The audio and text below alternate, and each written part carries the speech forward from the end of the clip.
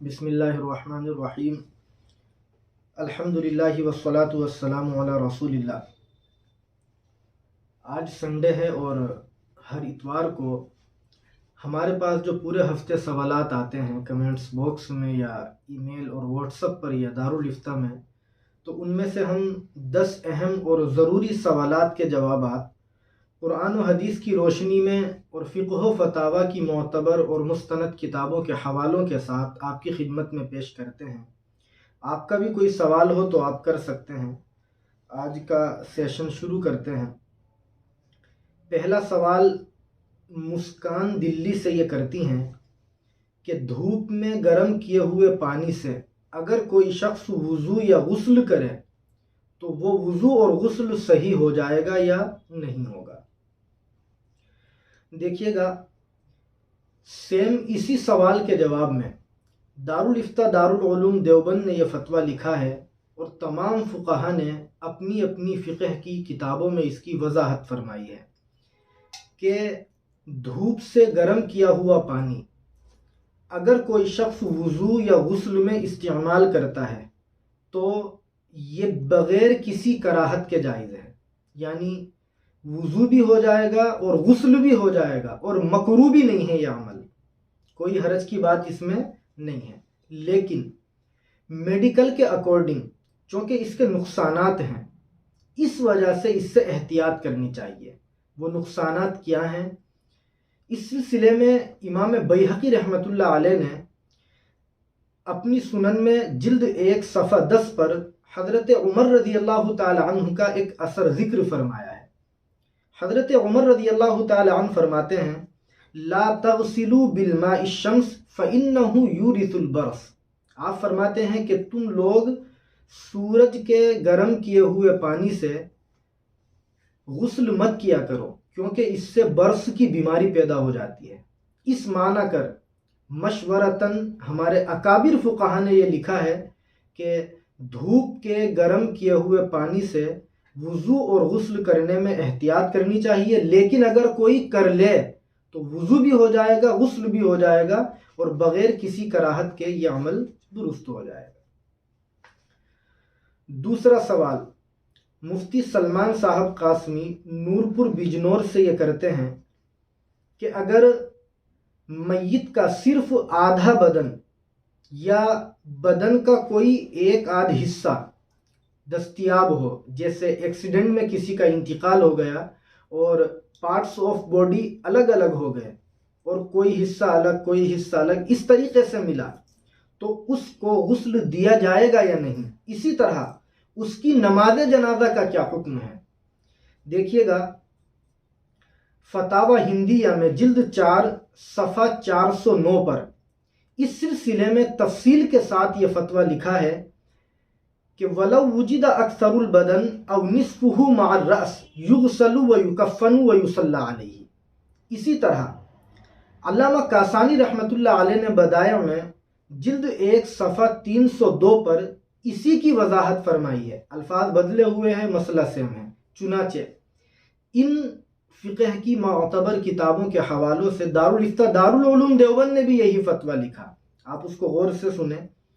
خلاصہ اس کا یہ ہے کہ اگر میت کے جسم کا اکثر حصہ یا آدھا حصہ سر کے ساتھ ملا ہے، یہ شرط ہے کہ اکثر حصہ یا آدھا حصہ سر کے ساتھ ملا ہے، تو اس کو غسل بھی دیا جائے گا اور اس کو باضابطہ کفن بھی دیا جائے گا اور اس کی نماز جنازہ بھی پڑھی جائے گی۔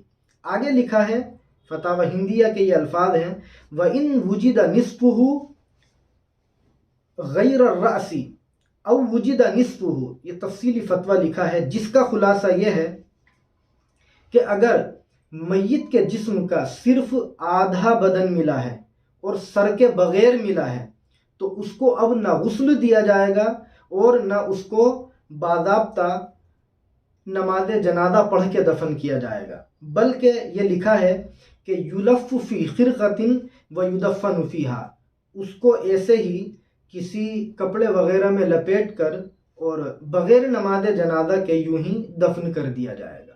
تو یہ تفصیلی فتویٰ ہے جس کا خلاصہ ابھی آپ کے سامنے ذکر ہوا۔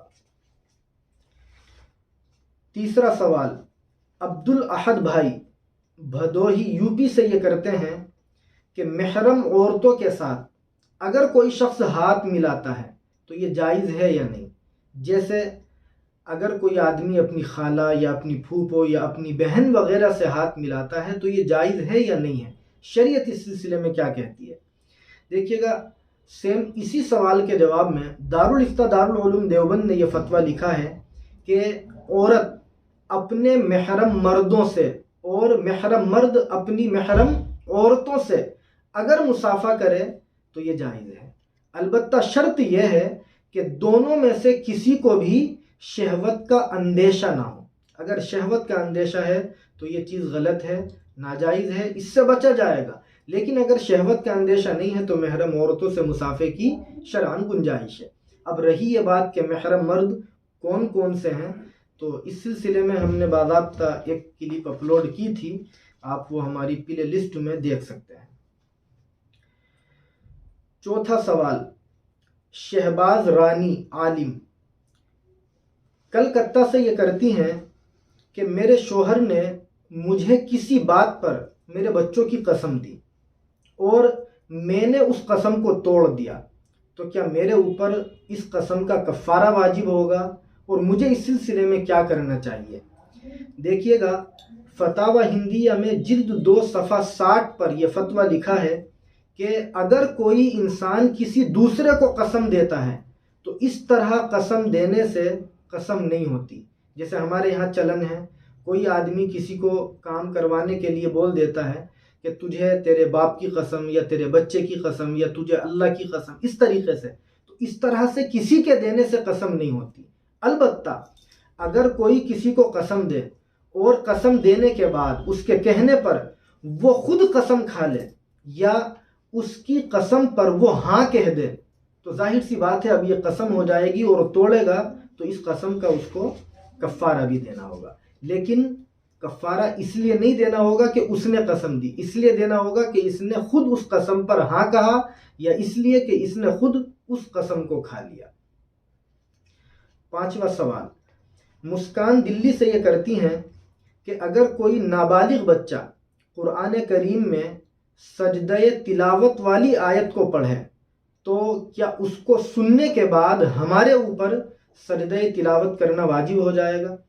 देखिएगा, इस सिलसिले में फुकाहा ने यह तफसीली फतवा लिखा है, दारुल उलूम देवबंद का भी यही फतवा है कि नाबालिग बच्चा अगर सजदे तिलावत वाली आयत को पढ़ता है तो चूँकि वो अभी शरीयत के अहकाम का मुकल्लफ नहीं है इसलिए उस पर सजदे तिलावत वाजिब नहीं है। खा वो खुद तिलावत करे या किसी दूसरे से सजदे तिलावत वाली आयत को सुने, किसी भी सूरत में उस पर सजदे तिलावत वाजिब नहीं है। इसी तरह अगर नाबालिग बच्चा जो अभी बालिग नहीं हुआ है वो खुद सजदे तिलावत वाली आयत को पढ़ता है तो उसकी आयत को जिन लोगों ने सुना है उनके ऊपर सजदे तिलावत वाजिब नहीं होगा। छठा सवाल जिया भाई बिजनौर से ये करते हैं कि इस्लाम में ताश खेलने का क्या हुक्म है। अगर कोई ताश खेलता है तो यह हराम है या जायज़ है, इस्लाम इस सिलसिले में क्या हुक्म देता है। देखिएगा, दारुल इफ्ता दारुल उलूम देवबंद ने इस सवाल के जवाब में यह फतवा लिखा है कि अगर पैसे रख कर के कोई इंसान ताश खेलता है तो ये जुआ है और इस्लाम में जुआ खेलना जायज़ नहीं है, हराम है। कुरान ने जुए को हराम कहा है। लेकिन अगर बग़ैर पैसों के कोई ताश खेलता है तो इस सिलसिले में जुमहूर उलमा ने, यानी बड़े बड़े अकाबिर उलमा और फुक़हा ने ये फतवा लिखा है कि इस्लाम में ये भी जायज़ नहीं है। मुसलमानों को और अहले इस्लाम को इससे बचना चाहिए। सातवां सवाल कमर साहब शाहीन बाग ओखला दिल्ली से ये करते हैं कि बग़ैर लाइसेंस के मेडिकल स्टोर खोलना जायज़ है या नहीं। अगर कोई शख्स लाइसेंस के बग़ैर मेडिकल स्टोर शुरू कर देता है तो उसकी आमदनी हराम होगी या हलाल होगी, इस सिलसिले में शरीयत क्या कहती है। देखिएगा, दारुल इफ्ता दारुल उलूम देवबंद ने और दीगर फुक़हा ने इस सिलसिले में यह तफसीली फतवा लिखा है کہ بنا لائسنس کے میڈیکل اسٹور کھولنا اور حکومت کی اجازت کے بغیر میڈیکل اسٹور چلانا یہ قانوناً جرم ہے. یعنی جس ملک میں ہم رہتے ہیں اس ملک کے قانون میں یہ چیز غلط ہے. اس معنی کر فقہا لکھتے ہیں اس سے انسان کو بچنا چاہیے، کیونکہ اس سے قانوناً پکڑ بھی ہو سکتی ہے اور شرعاً بھی دھوکہ دینے کی وجہ سے یہ گناہ میں شامل ہو جائے گا. آگے یہ لکھا ہے دارالفتہ دارالعلوم دیوبند نے کہ البتہ جو کمائی اس میڈیکل اسٹور پر ہوگی تو وہ جائز ہوگی، حلال ہوگی. اور اس کی وجہ یہ ہے کہ یہ جو کمائی ہوئی ہے یہ انسان کی اپنی محنت کے بدلے میں اور دواؤں کی قیمت کے بدلے میں ہوئی ہے. اس معنی کر یہ کمائی تو حلال ہوگی، البتہ اس سے ان کو بچنے کی کوشش کرنی چاہیے. 8واں سوال علیشہ انصار دلی سے یہ کرتی ہیں کہ ہم نے قبلے کے علاوہ کسی دوسری طرف رخ کر کے نماز پڑھ لی. نماز پڑھنے کے بعد پتہ چلا کہ قبلے کے علاوہ ہم نے کسی دوسری سمت میں نماز پڑھ لی ہے، تو یہ نماز ہو گئی یا نہیں، یا دوبارہ اس کو پڑھا جائے گا؟ دیکھیے گا فتوے کی بڑی مشہور کتاب فتاوی ہندیہ میں جلد 1 صفحہ 121 پر اس سلسلے میں یہ تفصیلی مسئلہ لکھا ہے کہ اگر کسی انسان کو نماز پڑھنی ہو اور قبلے کی سمت اسے معلوم نہ ہو اور کوئی بتانے والا بھی موجود نہ ہو جو اس کو قبلے کی سمت بتا سکے، تو اس کو چاہیے کہ وہ تحری کرے. تحری کا مطلب ہوتا ہے خوب غور و فکر کرے، خوب دماغ لگائے، علامتوں پر غور کرے. اور آج کل تو موبائلوں میں اپلیکیشن ہیں جن کے ذریعے قبلے کی سمت کو معلوم کرنا بڑا آسان ہے. تو ان تمام چیزوں کے ذریعے وہ غور کر کے اندازہ لگائے کہ قبلہ کس طرف ہے، اس کے بعد ادھر کو منہ کر کے نماز پڑھے. مسئلہ یہ ہوگا ان کے مطابق کہ اگر ہم نے خوب غور و فکر کر کے ایک سمت کو متعین کیا کہ ادھر قبلہ ہے، پھر نماز پڑھ لی، تو چاہے نماز پڑھنے کے بعد میں ہمیں پتہ چلے کہ جس طرف ہم نے منہ کر کے نماز پڑھی ادھر قبلہ نہیں ہے، پھر بھی نماز ہو جائے گی، کیونکہ تحری کو ہی ہم قبلے کی سمت مان لیتے ہیں. لیکن اگر ہمیں قبلے کی سمت معلوم نہیں ہے، کوئی بتانے والا بھی نہیں ہے، اور ہم نے غور و فکر بھی نہیں کیا، بس یوں ہی جلد بازی میں کدھر کو بھی منہ کر کے نماز پڑھ لی، اور نماز پڑھنے کے بعد پتہ چلا کہ ہمارا رخ غلط سمت میں تھا، تو ہماری نماز نہیں ہوگی، اس کو دوبارہ پڑھا جائے گا. اور اگر صحیح تھا تو پھر کوئی مسئلہ ہی نہیں ہے، نماز ہو جائے گی. 9واں مسئلہ اور 9واں سوال عبدالاحد بھائی کا بھدوہی یوپی سے یہ ہے کہ اسلام میں مدر ڈے منانا کیسا ہے، مدر ڈے کی اسلامی کیا حیثیت ہے. دیکھیے گا اس سلسلے میں اسی سوال کے جواب میں دارالفتہ دارالعلوم دیوبند نے یہ تفصیلی مسئلہ لکھا ہے کہ اسلام دیگر مذہبوں کی طرح مخصوص مواقع پر چند رسموں کے ادا کر لینے کا نام نہیں ہے کہ سال میں 1-2 مرتبہ وہ رسم ادا کر لی جائے اور باقی سال آدمی یوں ہی رہے، فارغ رہے، بلکہ دین اسلام میں، مذہب اسلام میں ہر وقت، ہر لمحہ اور ہر جگہ پر والدین کی اطاعت اور خدمت کرنے کی ہمیں تعلیم دی گئی ہے.